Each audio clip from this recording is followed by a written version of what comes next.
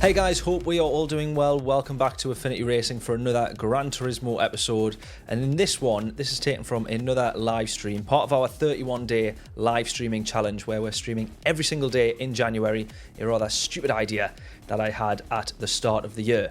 But in this one, we discover that it's actually taken Polyphony, I say in the video, over a year. And then John, who has been a long-time subscriber to the channel, actually commented and said, realistically, this has actually probably took them 5, 6, maybe 7 years to achieve. And what we're after here is a daily race where multiple strategies can come into play. It's not long, the daily races are launched, and by 10:30 Monday morning, everybody knows exactly the quickest strategy, the quickest way, without fail, around whatever combo we have that week. This is where things have been a little bit different. Barcelona, Catalonia is a rather tricky track to race at the best of times. It's good for defending, difficult for overtaking, but it does mean that you can lose quite a bit of time in traffic. So we now actually have a situation where sometimes pitting a little bit earlier, pitting right at the end depending on traffic, or pitting in the middle with a mandatory pit stop but no requirement on a tyre change has provided with some of the most awesome races that we've ever seen on Gran Turismo. And it quite literally has taken Polyphony 7 years, I would say, to achieve this, where we have a race where multiple strategies are at play at all times. We do not have, by 10:30 AM on a Monday, one daily race into the week where everybody knows the quickest way around. And the good thing is it always changes depending on the race, depending on the traffic, and most importantly, that first lap. So this is an example of an awesome race that has taken Polyphony almost 7 years to achieve, I would say, on the daily races. Hope you enjoy, and I hope to see you in one of our live streams throughout the month. We're streaming every single day in January. I would love to see you there showing your support in the chat. If not, we'll see you on track, but enjoy this episode. Yeah, so let's see how we fare up here. Starting P9, a little bit of a quicker lobby to the previous races. Those early pit stops have served us quite well, but then also when it works out to stay and change tyres middle of the race and have sort of 2 fresh sets of tyres halfway, you know, covering 50% of the race, has worked out equally as well. This is what's so great about this combo. It literally just comes down to the race itself. I get the feeling that I'm wanting here to do the 5-6 laps, pit in the middle and change tyres. We've got a mandatory pit stop, but we do not need to change if we don't want to. Starting a little bit higher up to what we have done so far this stream.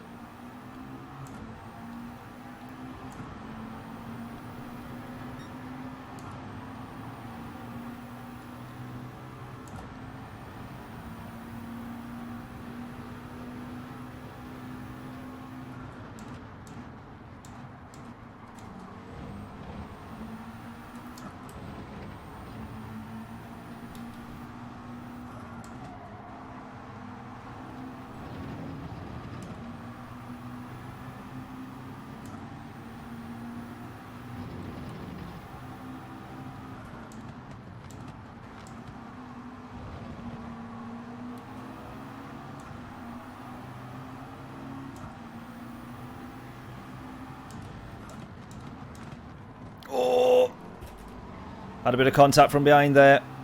I thought I was going to end up taking out the Spaniard here.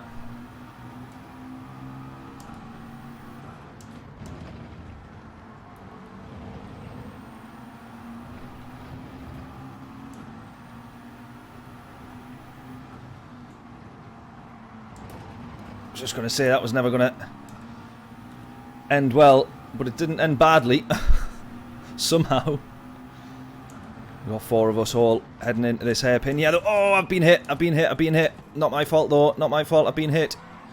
Go, go, go. I think we all managed to stay in the same order. Except possibly this chap here who's jumped position.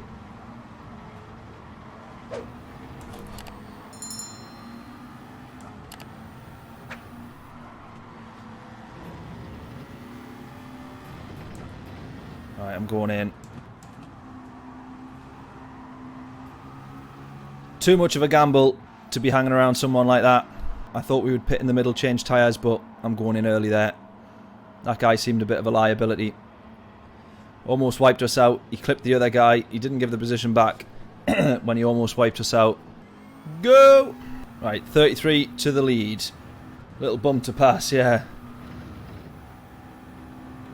Not even little, he nearly wiped out 3 of us at once. Big bump to pass. 33.1 to the lead so far, proven worthwhile to have pitted. Made up a couple of seconds there. And remember, it's about 31 seconds, I think it is, if I remember, if you are changing tyres in your pit stop. I think P1's managed to just break a little bit of a gap, so that's why I'm just keeping an eye on that number, but just as a slight reference more than anything. It's not like he's absolutely being commanded by the grid now. You can see he's probably got there now, if we actually look. Probably about a 1.52 second gap, just looking at the map up the top. So judging by that, I would say at the moment, probably anywhere between P3 to P6 or 7 is ours after the pit stops, I would say. Bama, how we doing? Hope we're all good, mate. Hope we're all good. Hope we had a good Christmas, all that good stuff. Oh, here we go. P3 into the pits. This will tell me now, then, what kind of result we could be on for. Watch for where, I think he was Italian, watch for where he comes out. If we get ahead of him here, we're on for P3 in this race. We have got ahead of him as well. He must have changed tyres there, I presume, though. We can't be on for P3 in this race, surely. Not again. And this grid's a little bit faster, I would have said. Spent all day in the hospital. Oh, no, mate. What's up? Your knees, I'll not say that word, but buggered. Swollen up like a balloon. Is that off the back of doing something, though, or is that just happened randomly? Here's the race leader. Look at this. This is the guy that was P1. And we're on the back of him. No way. He's definitely changed tyres in the pit stop. But if we can just stay on him as tight as we possibly can here, we could be on for P2. I don't think we're going to get P1. I mean, we'll absolutely try. But given the fact we've came out this...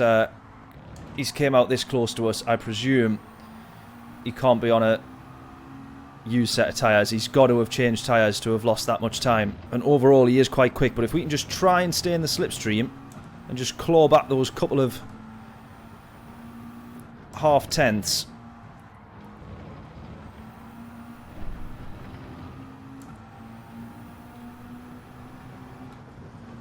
I mean, to hell with it. If we can actually almost cost him a bit of time. How on earth have we just overtaken P1? This guy's absolutely rapid. He must have damage, I think.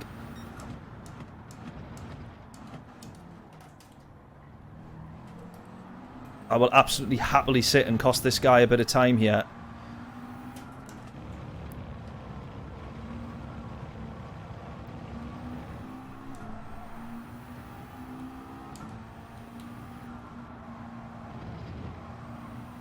He's actually backed out of that one there. Right, PRT Nexus, 31.8 is the gap. Now, if he changes tyres, which he's not going to now because he's stayed out, so he won't be changing tyres. His pit stop's going to be 29 seconds. The only thing I can think is this guy's made a mistake or been pushed off track or cost himself a bit of time in some way for their Nexus to be out in front by that gap. I've got to be careful, though, because obviously these guys have got pace behind me.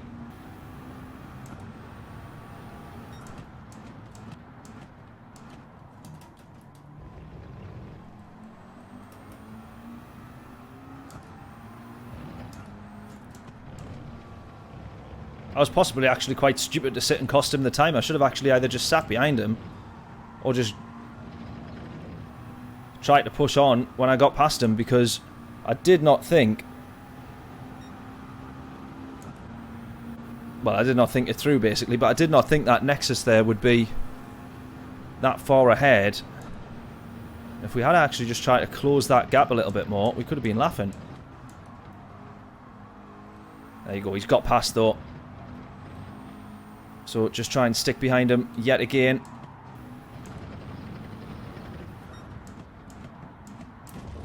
No.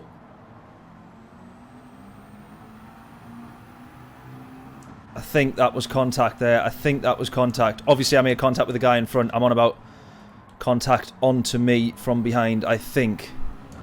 Either that or I was just really stupid there, but... Oh, that's contact there for sure. That's definitely contact there.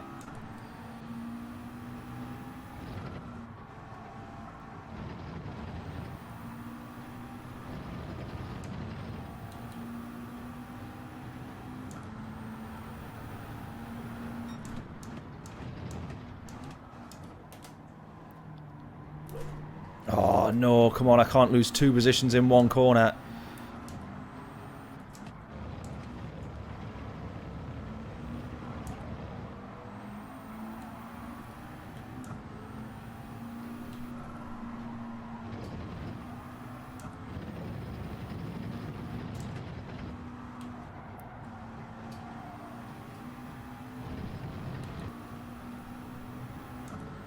Right, Nexus into the pits now.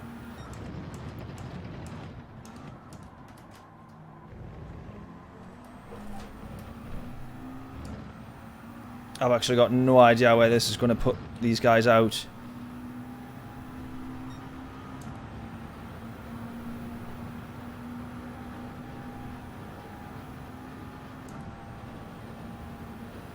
So it's going to be P5. 2 wide into the S's. Up ahead there. One does come out in front, but they're costing each other time.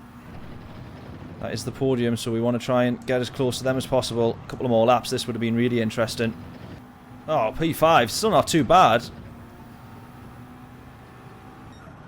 Still not too bad. That race was everywhere there, wasn't it? Oh, I didn't even realise Adam was in this one. Sorry, Adam. Yeah, great result considering how quick some of those guys were, definitely. There you go, he was P5. There you go, he's pitted really, really early. So he was actually P5. He's gone straight into the pits at the end of the first lap. And that has worked wonders for him. I was going to say, because at one point in the race, he was behind us as well. So it's a bit weird, because then this guy, Cubinator, oh, he's had himself a penalty. That's cost him.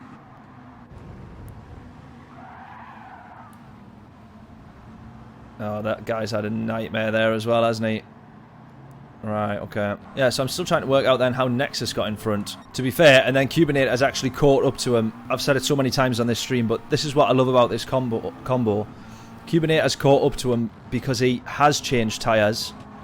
And Nexus has managed to get out in front, extend his lead, and then he's just had to try and defend as that gap closes. That's what's been really, really great about this. There we go, Cubinator on fresh tyres. What I think Gran Turismo and Polyphony have tried to do so many times is have something like this, where the crossover in the tyres, whether you don't change or whether you do, meets basically on the last lap. And it all comes down to the race and the events within the race and those moments. So, there you go. And these 2 guys are going to cross the line. Oh, and Cubinator gets the position on the fresher tyres, drops to the inside, and he gets it. And it all comes down to the last lap. And that is what, right here, Polyphony have been trying to do for almost a year. And they've finally achieved it. They've finally done it. A race where strategy can actually be decided and change each race. Love it. That's what makes this combo so good. Hey guys, thank you so much for watching this video. I really hope you enjoyed it. If you did, make sure you hit that like button, hit subscribe for future videos, future episodes, and more content just like this. And while you're down there, make sure you check out our description for links to our merch store to get hold of awesome t-shirts just like this one. Any orders on the merch store goes a long way to supporting channels just like this. I also think the t-shirts look pretty cool, so make sure you grab what you can, and I shall see you in the next episode.